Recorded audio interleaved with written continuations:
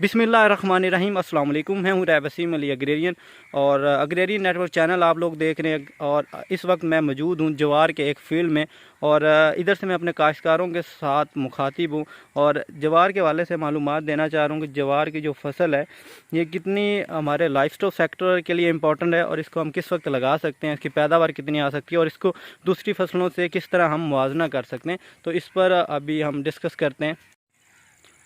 हाँ, काशिर दोस्तों, ज्वार हमारे जानवरों, हमारी लाइफ स्टॉक सेक्टर के लिए एक बहुत अहम और इम्पॉर्टेंट फसल है और जानवरों की एक बहुत मरगूब और बेहतरीन ग़िज़ाई फसल है और इसमें 6 से 7% प्रोटीन पाया जाता है जो कि हमारे जानवरों के लिए बहुत ज़्यादा अहम है। तो काशिर दोस्तों, ये इसकी एक अहमियत जानवरों के लिए थी। अब हम ये डिस्कस करते हैं कि ये फसल जो है जिस वक्त हम इसे लगाते हैं उसके अल्टरनेट अगर हम कोई दूसरी फसल लगाते हैं तो उसका फ़ायदा ज़्यादा है या इसका फ़ायदा ज़्यादा है। तो अगर हम फ़ायदे पर डिस्कस करें तो काशिर दोस्तों, इसको हम लगाते हैं मार्च अप्रैल से ऑनवर्ड जुलाई तक हम इसे भी काश्त करते हैं। तो इसी ड्यूरेशन में हम मकई भी काश्त करते हैं। तो पहले तो हम सबसे ज़्यादा अगर इसको मुनाफे के हवाले से, खर्चे के हवाले से डिस्कस करें तो इस पर जो ज़्यादा खर्चा आता है वो 20,000 आता है और जो मकई पर खर्चा आता है वो 70 से 80 हज़ार 1 एकड़ पे लगता है। तो ज्वार पर हम क्योंकि बात करें, ज्वार सबसे पहले तो ज्वार का जो वक्त काश्त है वो देखते हैं। ज्वार जो का वक्त काश्त, इसको हम अप्रैल मार्च से ऑनवर्ड जुलाई सितंबर तक काश्त कर सकते हैं।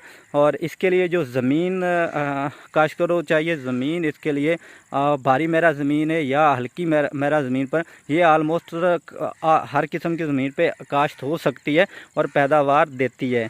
तो ज़मीन के हवाले से आ गया काश्त। दोस्तों, अगर हम देखते हैं इसकी जो प्रॉफिट के हवाले से, सबसे पहले तो हम ये जो हमें पैदावार दी जाती है जो एक नॉर्मल भी वैरायटी है। वैसे तहकीकाती इदारा चारा जात सरगोदा की काफ़ी सारी अच्छी वैरायटीज़ हैं जो बहुत ज़्यादा अच्छी पैदावार दे रही हैं।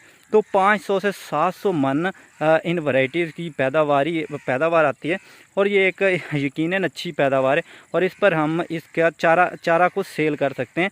तो उसके अगर हम कैलकुलेट करें तो वो एक अच्छा प्रॉफिट बनता है। उसके बाद इसका अगर हम इसको बतौर सीड पर्पज़ के लिए भी इस फसल का सीड लेते हैं तो सीड आलमोस्ट इन अच्छी वैरायटीज़ का कम अज़ कम भी 25 मन आता है। तो 25 से 35 मन के दरमियान इधर इसका सीड भी आ जाता है। तो उसमें मार्केट वैल्यू अच्छी है, आजकल ज्वार का रेट रूट अच्छा है तो उस पर एक अच्छा खासा ज्वार से हम प्रॉफिट कमा सकते हैं। आज जिस तरह मैं ज्वार के फील्ड में मौजूद था और अपने काश्तकारों से, अपने नाजरीन से ज्वार के हवाले से डिस्कस करने का मकसद ये था कि ज्वार एक इंतहाई अच्छी फसल है, हमारे जानवरों के लिए अच्छी फसल है और हमारे किसानों के लिए भी ये एक फसल है और इसको हम मुनाफा बख्श फसल के तौर पर उगा सकते हैं और इससे एक अच्छा प्रॉफिट कमा सकते हैं।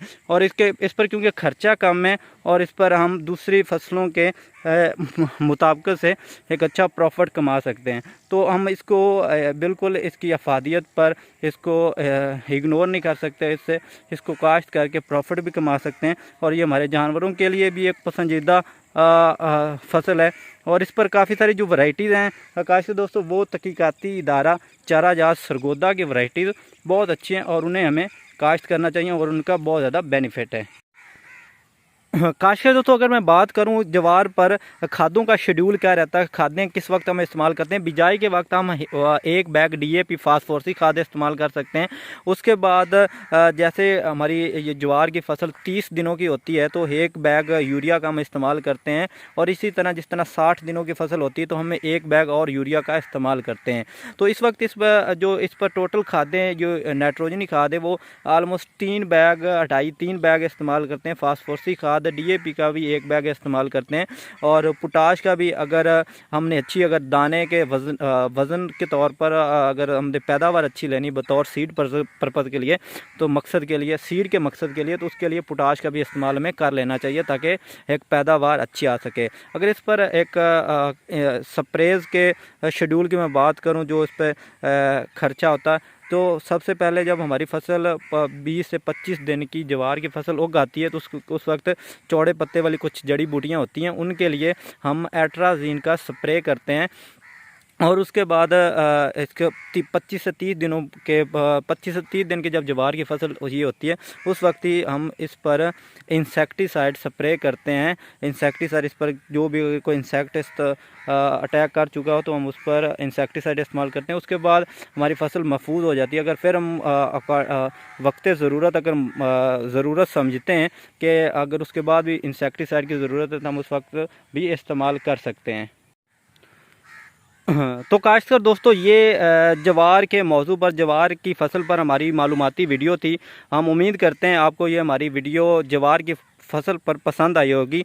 और इसी तरह फसलों की मालूमात के लिए हमारे एग्रीकल्चर रिलेटेड चैनल को, अग्रेरियन नेटवर्क को सब्सक्राइब करें, लाइक करें और हमें सपोर्ट करें, ताकि हम इसी तरह की अच्छी मालूमाती वीडियोज़ अपने काश्तकारों के साथ, अपने नाज़रीन के साथ शेयर करते रहें। हमें हमेशा दुआओं में याद रखिएगा। अस्सलाम वालेकुम, अल्लाह हाफ़िज़।